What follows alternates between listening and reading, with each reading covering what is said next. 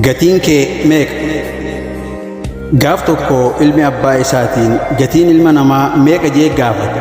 Abbaanis jechaan deebisuuf hin barbaanne gochaan akka deebisuuf barbaadee ol seenee dhagaa tokko fuudhee ilma isaatti kenne. Ilma isaatiin deemii dhagaa kana magaalaa geessi, yeroo gatii si gaafatan quba lama qofa agarsiisi, afaanin hin dubbatinii jeen. Akkasiin waan irra geesse deebitee naaf himtaa, hin gurgurinii jeen. Gurbaanis magaalaa geessee akkuma dhaqeen meeqa jaanii gaafannaan quba lama agarsiisa. Jarris qarshii lama barbaadee jaanii qarshii lama kannaniif osoo hin gurgurin gale. Waan isa mudate abbaa isaa beeksise.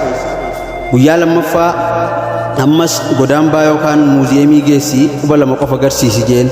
Akkasumatti mucaan ajaja isaa guutee yeroo muuziyeemii geessu qarshii 200 kennaniif. Gaafa sadaffaatis suuqii albuudaatii fi dhagaan adda addaa itti gurguramu geessi, quba kan kee agarsiisi jeen.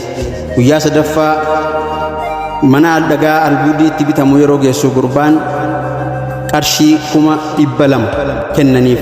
Akkasitti osoo hin gurgurin yeroo galu abbaa isaatti himee argite. Abbaanis akkana jedheen, ilma koo dhagaan kun tokkuma, garuu iddoo adda addaatti gatiin isaa garagara. Dhagaan kun gati qabeessa ta'uu hubatee gatii sirrii kan siif kenne abbaa dukkaanaa albuudaa san qofa. Maaliif? Maalummaa dhagichaa kan beeku isa qofa waan ta'eef. Ilma koo gatiin keetis akkasuma. Namoota eenyummaa ilma namaa beekan biratti gatiin kee guddaadha.